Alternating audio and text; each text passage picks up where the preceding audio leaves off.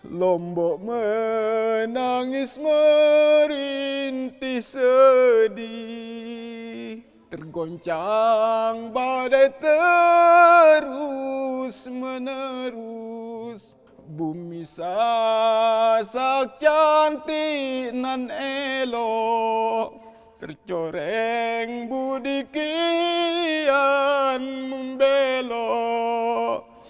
Langit pun diam seperti bisu, teringat noda dosa terbuat.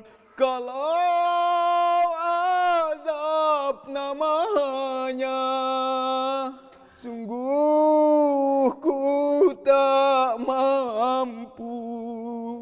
Ampunilah aku yang selalu mengabaikanmu.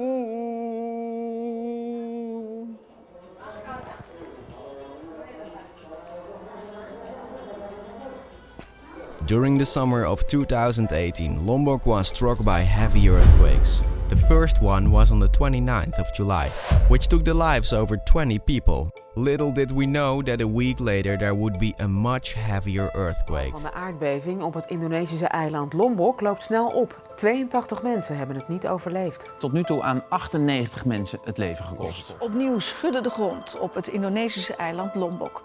Dit keer zo hevig dat het zelfs op Bali te voelen was. And that's where I was.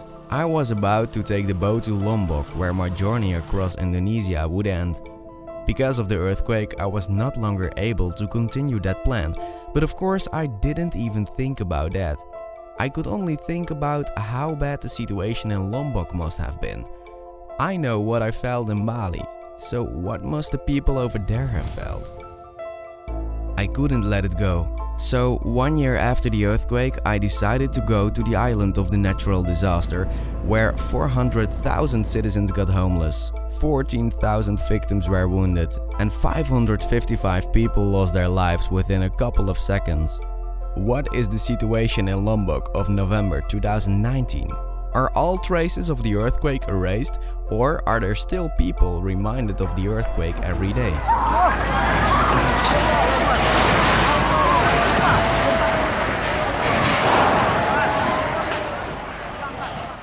I will meet Pak Mushin, L, and Majik, who were willing to share their story with me. When the earthquake, I was in Gili Trawangan, dinner with all friends because we do family dinner.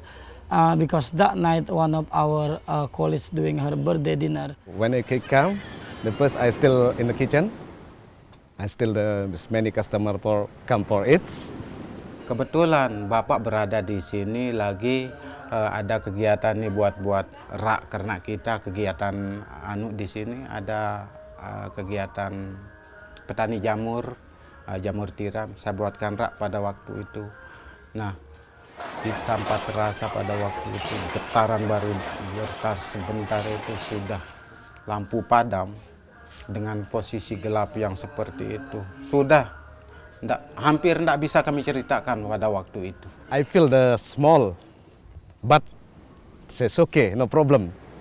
Like maybe like 4.3. After 4.3, this again like 6.7.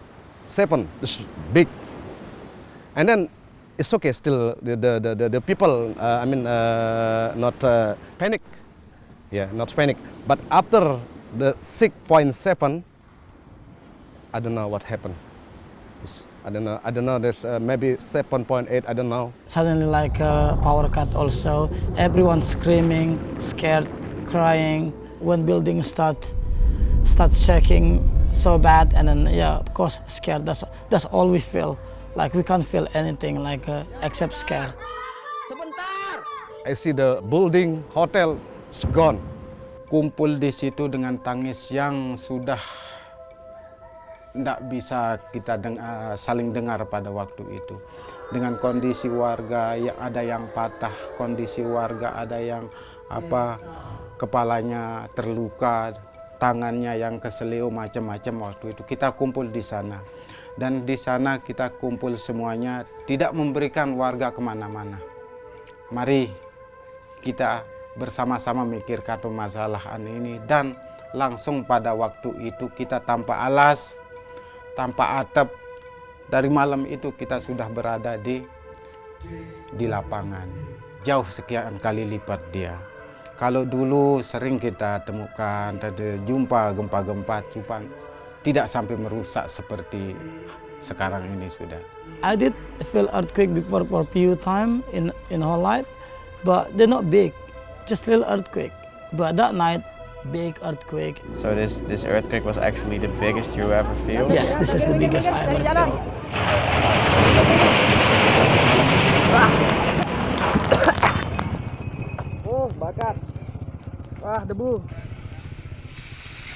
Majik works as a diving instructor at Gili Trawangan. Alongside Gili Meno and Gili Air, it is a popular destination for tourists. That's why a lot of citizens of Lombok are working on one of the Gili's islands. They go by boat back and forth every day. After the earthquake, there was no any possibility to return to Lombok. Majik tells me that this is one of the scariest moments of his life, since he did not know what happened to his family and whether they were safe. Usually so difficult to make me cry, but that night I'm crying because other people, like so many people, cry too. They cry because of they lost their family. They cry because they lost their home. They cry because they get injured, and I cry because I think about my family back in Lombok. I don't see them. I was worried. That's all. Making a call was no option either, because the telephone network was down. And then like I tried to call my parents to make sure they're all good, but doesn't work. I was so scared that I lost my family. I was like crazy at that night. I remember with my wife and my daughter, I think about this. And then I try for the call from the phone, but no, nothing. And then I'm still waiting, and I call again, nothing. No signal until maybe like 3 days, no signal. I'm waiting for the signal. I pray. Tapi kan dia bikin buku dia, ya cerita lah itu.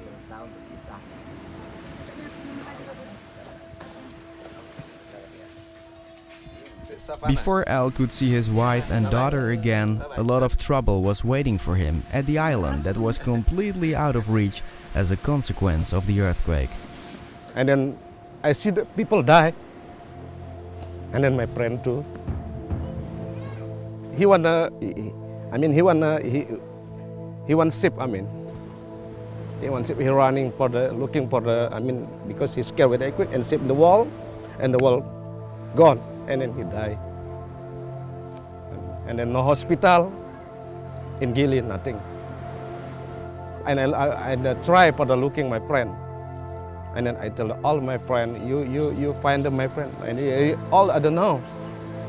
And then someone find, just they see the pincher in the wall, And then I cut all, and then I see my friend. And the head, this the cut. Yeah. Walking together, yeah. And eating together, yeah. When I go to party together, yeah.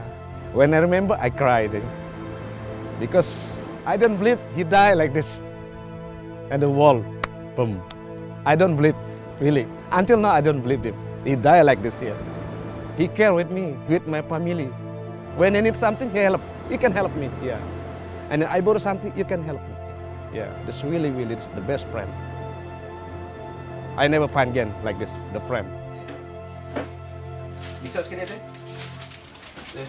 Bisa sekali, satu, kita tarik. This is my wife. It's Nam City. Work with me. We have the Lombok chili, small but strong. Yeah. One, oh. But it's healthy.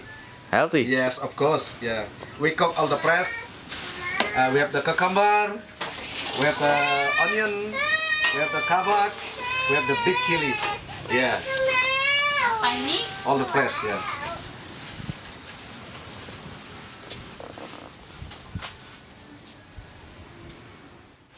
I hope to find the friend like Agus.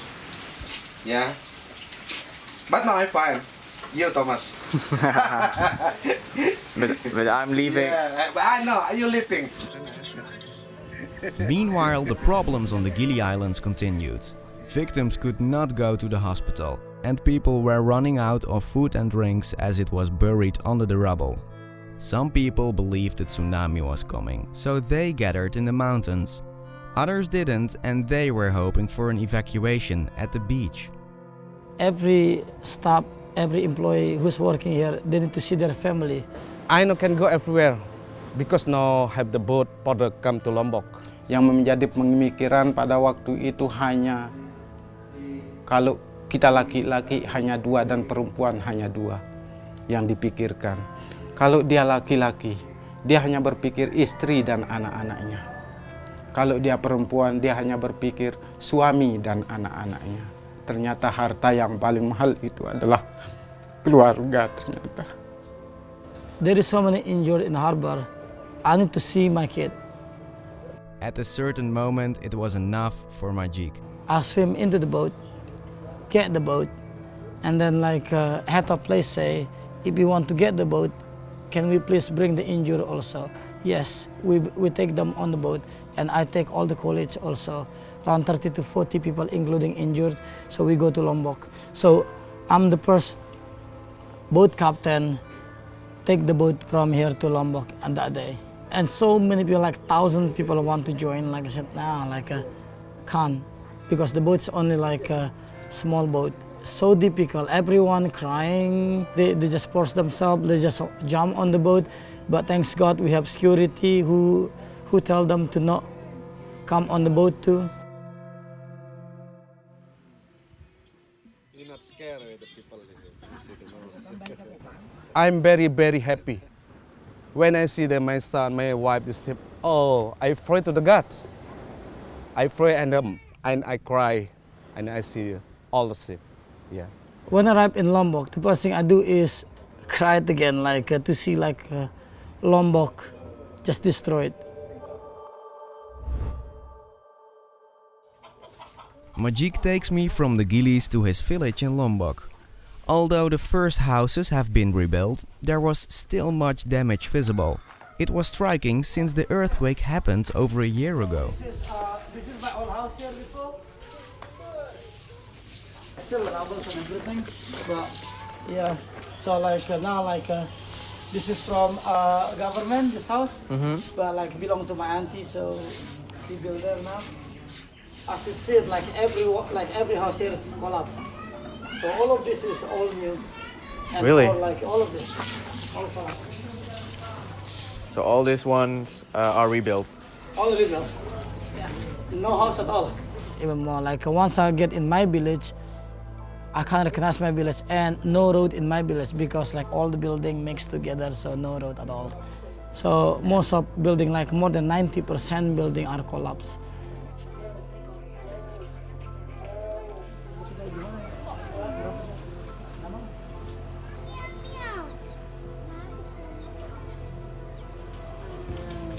When I met my family and I see my daughters, I was crying so hard when I see my daughters.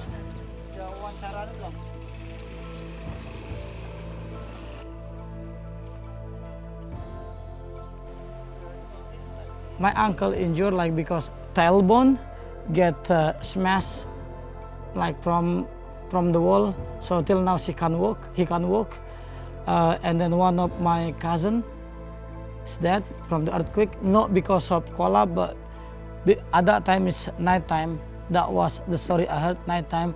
And then he ran in little road, and then everyone there basically he dead because people step on him.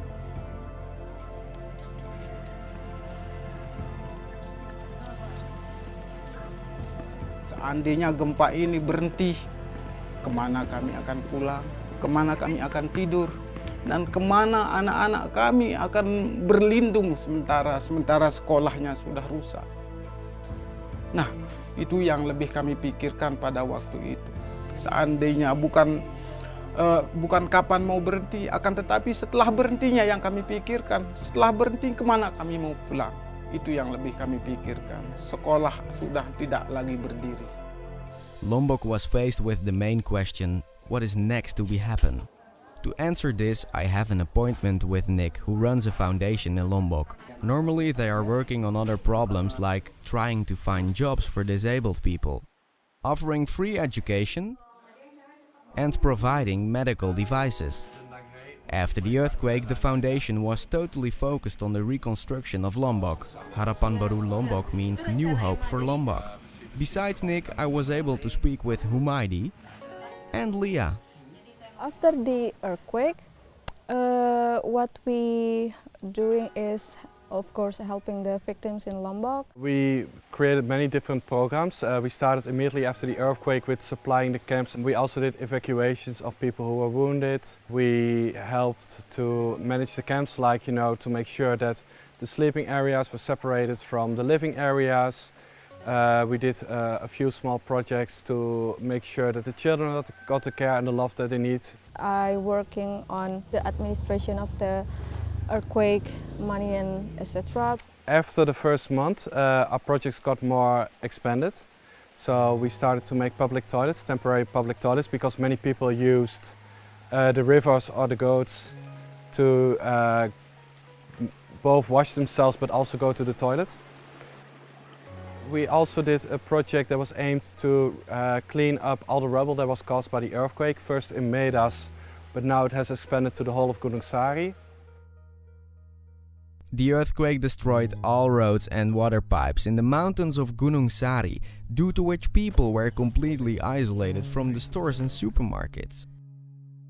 In combination with the broken water pipes, it was very important that the isolated population would be able to make their own drinking water. That's why Harapan Baru took care of the distribution of water filters. This project is something that they still do today, and Humaydi shows me how. Kemudian filter air ini kita langsung distribusi ke masyarakat. Kita berikan ke masyarakat, kita berikan pelatihan bagaimana sistem penggunaan daripada filter air ini. Kemudian kita mengajarkan bagaimana cara membersihkan filter air ini supaya air yang diminum oleh masyarakat ini bersih dan sehat. Tujuannya juga supaya tidak ada penyakit di masyarakat.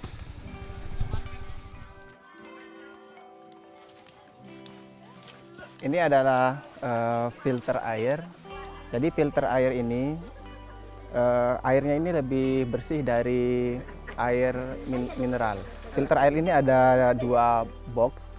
Jadi box yang ini tempat kita menampung air kotor. Kemudian di sini sudah airnya bersih. Kemudian untuk membersihkan filter air ini ada filter air yang di dalamnya ini berupa keramik. Ini bisa menyaring berbagai macam kuman supaya dia tidak masuk ke box yang kedua. Kenapa saya tertarik untuk membantu masyarakat? Ini adalah pekerjaan yang sangat mulia menurut saya, bisa berbagi dengan masyarakat, bisa membantu untuk meringankan beban masyarakat. Apalagi ketika terjadi gempa, masyarakat semuanya ada yang bingung, stres karena terjadi gempa. Rumahnya banyak yang hancur, kemudian peralatan-peralatannya juga banyak yang rusak. Jadi ini sebuah pekerjaan yang sangat bagus sekali menurut saya, dan saya sangat antusias sekali ketika pekerjaan ini saya lakukan, dan ini sangat baik menurut saya. I manage the school aid with the staffs.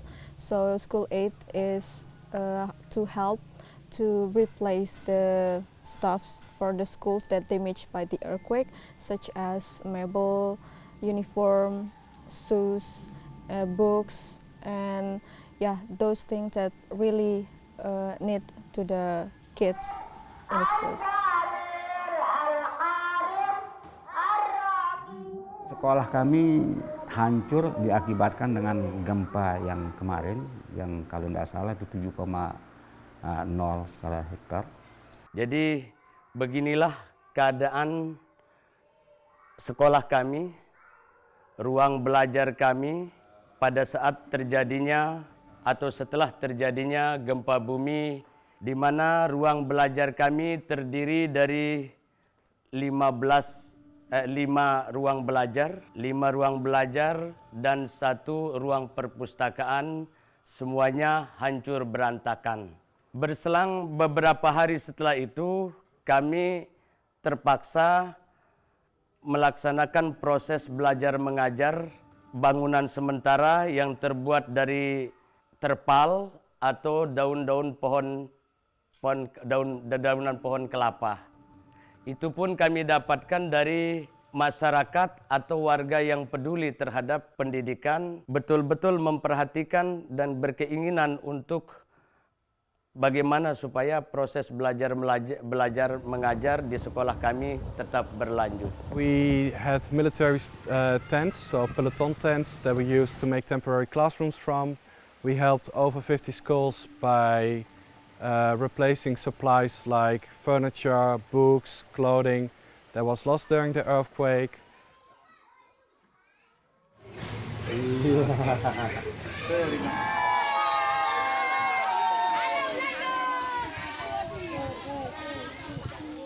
Nah, karena anak-anak ini tidak ada tempatnya belajar, jadi terpaksa kita arahkan kepada bapak dan ibu guru itu bagaimana kita supaya anak-anak ini bisa masuk. Sebab kalau dia tidak kita tampung, kalau kita tidak hidupkan lagi sekolahnya, anak akan hilang. Kalau sudah hilang kita tidak tahu mencari kemana dia nanti.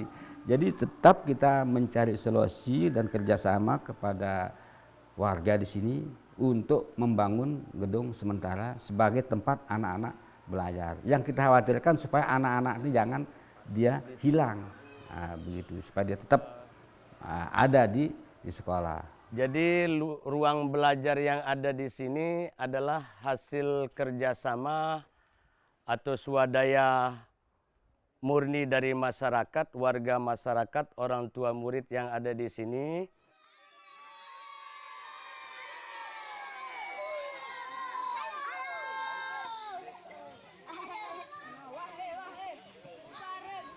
Nah, karena ketika nanti akan ini diabaikan, kasihan anak-anak katanya. Anak-anak ini kalau kita tidak mulai dari kita yang dulu ini kemana lagi ya. Jadi anak-anak ini selalu dia menuntut mana guru saya. Jadi bapak dan ibu guru. Jadi dia hanya terngiang di hatinya panggilan bapak dan ibu guru itu. Makanya lebih mementingkan, memikirkan untuk hidup bersama anak-anak di sekolah itu daripada dia hidup bersama anak istri di rumah begitu.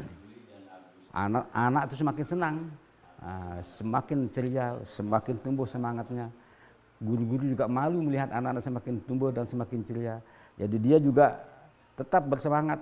Saat itu juga kami sangat kesulitan untuk mengakses laporan-laporan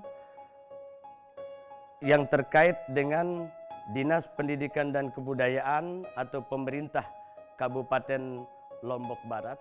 Walaupun mereka pada saat itu juga karena hilang data. Sampai 6 bulan tidak pernah mendapatkan honor karena kendala laporan tidak bisa kami sampaikan. Tidak bisa kami sampaikan ke pihak pemerintah. Nah, karena semangat anak-anak ini juga yang mendorong dia bahwa dia merasa bahwa anak-anak ini karena selalu istilahnya dia ceria, dia senyum dilihatnya begitu. Jadi dia juga terhibur ketika dia ke sekolah. Makanya dia tidak memikirkan upah. Dia lihat anak-anak ini menyambutnya dengan senyum, tawa, riang, dia senang. Bahkan sampai di rumah juga baru dia pikirkan apa untuk kehidupan selanjutnya. Makanya lebih banyak waktunya dia di sekolah walaupun dia bisa bersama anak-anak daripada di rumah. Jadi itulah makanya semangat guru ini yang sangat kita hargai. The teachers did a lot for those kids, but the harder they worked, the worse their own situation became, because the houses of the teachers were collapsed as well. This example is symbolic for the total reconstruction, which was not going well. It took a long time to clean up all the rubbles. In addition, it was difficult to get hold of building materials despite governmental help. Once people finally get some materials, they need to build homes by themselves, which is not easy. The consequence? Living in a tent for a long time. 7 months I live in the tent. 7 months. Yes, I live in the tent, and then everything here. This condition is not good condition. Yeah, I need only there's many donator. Yeah, the from everywhere, and I give some water, rice, something, and then I cook in the tent. Yeah, I'm cook. Yeah, I cook for all the people, not only me or my family. Not all the people. I cooking for all. Yeah. The camps got in more trouble every day. After a few months, most of the aid organizations stopped helping Lombok. Harapan Baru continued, but it was impossible to help everyone in the crowded camps. They tried to find a way to motivate homeless people to get back on track. If that worked, it would be easier to help people who needed it the most. A part of overpopulation? Trash was a big problem since all the supplies came in plastic. After a while, the camp started to look like a dump. Nick and his team came together to think about ways to solve these problems.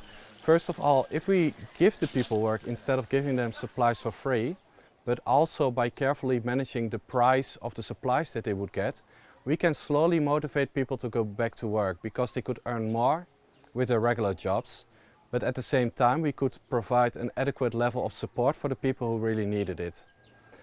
And the second thing is, what kind of work can we give them? So we've noticed that there's a lot of trash in the camps. What we wanted to do is to take the trash out of the camps and to make something useful out of it. And by doing a little bit of Googling, talking to people, we found out that using plastic trash you can make eco bricks from. And these again can be used to make buildings. From that moment on, food, drinks and other supplies needed to be earned by filling plastic bottles. People who are able to earn more with their regular jobs were motivated to go back to their usual jobs. The camps became less crowded and a lot cleaner. The plastic, when it's cleaned up, it goes in there. You use a stick to push it down. And then you need to collect more plastic later again to cut it, to make it clean, so it can go back into the bottle. And by keep doing this, in the end, you will have a bottle that's roughly 200-250 milligrams of plastic. Each eco brick is worth 1 stamp. And if you collect enough stamps, you can get certain supplies back for it. For example, 1 kilo of rice, you need to make 2 eco bricks, you get 2 stamps. We can motivate people to go back to work because we don't give them too much for each eco brick. But at the same time, we also don't give them too little and therefore risk that the family get even pushed more into poverty. This is the building that we in the end made with the eco bricks. Many people here lost their homes, lost their jobs, so this village does not have a lot anymore in the end. So we made a community building. It's called Gedung Harapan Baru Medas, which stands for New Hope for Medas. This building now is being used as a vaccination post and a weighing post for the little children. It's also being used as a medical aid post for the elderly people who cannot go to the hospital. It also hosts a library for the young children and education programs. It's not yet good again, it's not like how it was, how it used to be. My expectation is that it might be taking up to 5 years before everything returns to normal, because it's not only the houses that are destroyed, but it's also the economy who got damaged. Everybody lost their job, for example, in North Lombok. Also in South Lombok, people became unemployed. Not because of the damage, but due to tourists that decided to go home immediately after the earthquake. The tourism sector is one of the most important sources of income for Lombok, so the departure of many travelers had major consequences. Even months after the natural disaster, this pattern did not change. Even today, it is not how it used to be. I'm going to Kuta, a place loved by surfers, but also the place where taxi driver Beno lost his job. Before, I'm not driving. Before, I'm just a local guide. And I save money for that. I rent a scooter. I organize transportation also. And I save money from that. And I buy own car. Yeah, after earthquake, no tourists, so I don't have a customer. So do nothing for car, so I sell. We pay tax, I pay oil, no income. So car for do nothing before. And the economy from here in Lombok is very bad after. Many hotel or homestay bankrupt. And why do you think people don't come to Kuta? I think it's afraid little bit, yeah, because in Indonesia have information about earthquake every day. In Palu, in Sumbawa, in Java, in Bali, in Lombok, everywhere. Every day earthquake information before. So many tourists scared maybe come to Indonesia. Sometimes people came up with very creative solutions to attract tourists. That takes me back to the echo bricks. Ahmadi is still making them today. Not only for nature, but also for other purposes. Kalau mengenai eco brick itu kembali ke yang tadi, selain untuk menanggulangi sampah agar gimana lingkungan ini kita bersih, juga kami dari para pemuda mempunyai mimpi untuk beberapa tahun ke depannya itu kami ingin membuat di desa kami ini semacam wisata eco brick gitu, yang bahan dasarnya itu eco brick.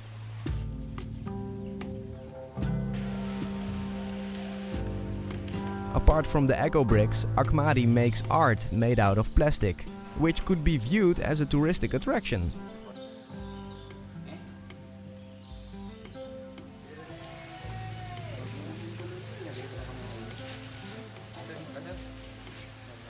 I am impressed by how he can make art of trash. Kalau karya plastik itu bukan pribadi ya, artinya kami membentuk satu kelompok. Awalnya sih dari bagaimana menanggulangi sampah itu, karena kalau kita lihat di saat ini masalah sampah itu sangat digalakkan gitu, menjadi banyak penyebab yang bisa ditimbulkan oleh sampah itu. Makanya kami dari pihak pemuda gitu, gimana cara berpikir, gimana cara mengolah sampah itu biar menjadi suatu kreasi yang indah dan bisa menanggulangi sampah-sampah yang berserakan itu.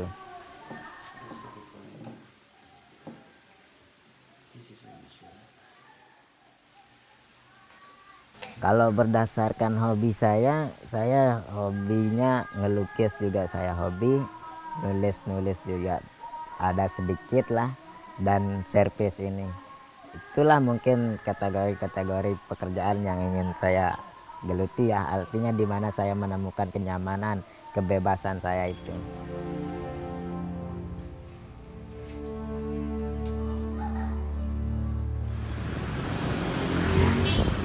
I have seen a lot and I spoke to a lot of people. Slowly I understand that Lombok still has to deal with problems caused by the earthquake. The biggest one is not really visible, which is explained by social worker Leah. What still need to change is our mindset maybe. Yeah, because we still traumatized. We still scared of the earthquake. Even till 1 year after the earthquake, now the earthquake still comes sometimes. Like last time it was maybe like 2 weeks or 1 week before, it was 4.1 maybe. Even sometimes when a car or like a truck come through the street or in front of the office or house, because they make really big sounds and it's still scary for me. So I think that still traumatized in myself and also people outside. Leah's work is indispensable, because not so much people are doing such a psychological job as she does, despite the need for it given all the traumas. She is also the manager of the education section of the foundation. Sadly enough, this is not always appreciated. Especially in this place in Lombok, that not a lot of women can do this work like what I did. because what they think is women should be in the house taking care of the children. They should do the laundry, cook, taking care of the husband, house and things. But then because I believe that I'm smart enough, I do capable do some things outside of the house.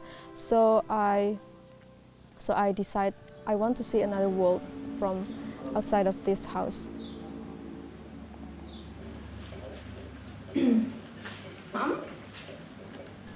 So people here, their mind is still closed. They see me as not really a good mother because I work out, and then not so much time with my daughter. But then they don't know what my reason is, because this is also I'm doing for my daughter, for my family. Apple, ball, elephant, oliphant. A woman here should stay home, so I don't want that. So you can say that I'm a bit stubborn for that. That's good to hear, because the most difficult part of the reconstruction is to forget bad memories. Yeah, like it's traumatic, like sometimes when host car or whatever moving, I feel like that's earthquake. If there is like most time like we don't really lock our door for now. It's very, if you see people right now sleeping without the door open, don't surprise, because they think about if there is earthquake, they can just run straight away. It's traumatic. However, if you look at the situation now compared to 1 year ago, it's already a lot better. The first homes that are being built with material supply from the government are finished. People are going back to work, and life slowly goes on. The building, as so far, I think it's a bit rebuilt, even it's not like 100%, but what I see maybe like 65% now, because some of the village is not get their help yet. I mean their donation from the government, because you know the bureaucracy here is a bit, how to say, hard. We start to build a house. We thought that can be like strong in earthquake, so with wood. So now like I have house with wall, roof.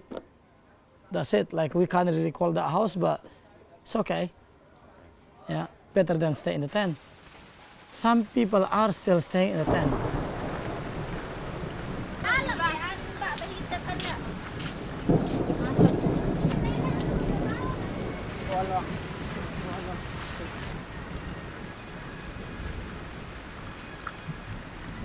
When not earthquake, I still in a Gili. I tell my boss, I not come back maybe to Gili. Yeah, I want to together with family. Now we have the simple restaurant, and then I walking, and I save the money, and then I make the home. Yeah, maybe this month is finished. Yeah, but not big, only one room. And then a bedroom, yeah, enough. This simple, but enough. We need to move on. Like we can't just stuck in that kind of minded. That's the reason why I love to work right now. Like don't really want to take day off, stuff like that. So first of all, I can make money. Second of all, like I don't really think about what's in Lombok. So to think about my family, I working, so I make money, then I can just help them. This job sounds very nice. Like so many people like dream become diving instructor. Water is my passion. I like snorkeling, I like diving, and now I work for scuba diving. It's cool, like same as people who like soccer and they play soccer as job. Like how amazing is that? Yeah.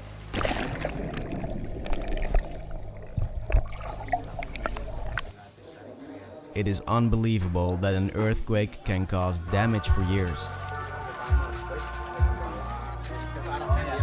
So shut the most from down here up there. terkait baik-baik saja dengan kondisi kepribadian. Alhamdulillah, mungkin hari ini warga sudah agak mau pergi untuk mencari pekerjaan, mau sudah untuk anak-anak yang sekolah sudah merasa agak sedikit aman untuk pergi ke sekolah. Nah, untuk ibu-ibu yang mau ke pasar sudah agak aman. Nah, kalau kondisi rumah hari ini masih ada yang belum selesai, masih dikerjakan, belum 100% rumahnya jadi. Nah, cuma yang kami syukuri warga sudah bisa keluar, carikan berusaha untuk anak-anaknya.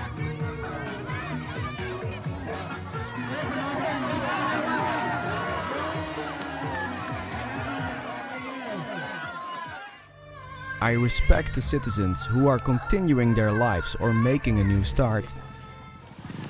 But how do they do that? With love from family and friends. By laughing as much as possible. Sorry. And to believe in God, but also in a slogan. Lombok Bangkit means that in English it's like Lombok rebuilt. So Lombok Bangkit is not only for the building itself, but also how the people here go through these really dark and difficult times, that we can stand again in our beautiful Lombok. I definitely believe in Lombok Bangkit. If I see how hard we work together with other organizations, with the people in here to rebuild Lombok, and if I see how everybody did their best to make the best of a really terrible situation, yeah, I'm really proud of everything in here. And definitely Lombok will rise again. Dengan slogan Lombok Bangkit, maka mudah-mudahan ngelihat kondisi masyarakat pada hari ini, kondisi warga sudah tidak terlalu terpikir terus dengan hal itu. Seperti yang saya sampaikan tadi, sudah bisa berusaha, sudah bisa ke kantor, sudah yang tukang jadi tukang, yang kuli jadi kuli, dan anak-anak yang sekolah hari ini sudah berangkat sekolah. Tidak lagi kekhawatiran itu terlalu dibawa-bawa. Ini menjadi sebuah tolak ukur kami bahwa insya Allah Lombok akan bangkit kembali. Rumahku sudah jadi, pondokku sudah selesai, masjidku sudah berdiri, tempat-tempat ibadahku yang lain sudah berdiri. Ayo kawan-kawan, Lombok bangkit, Lombok bangkit.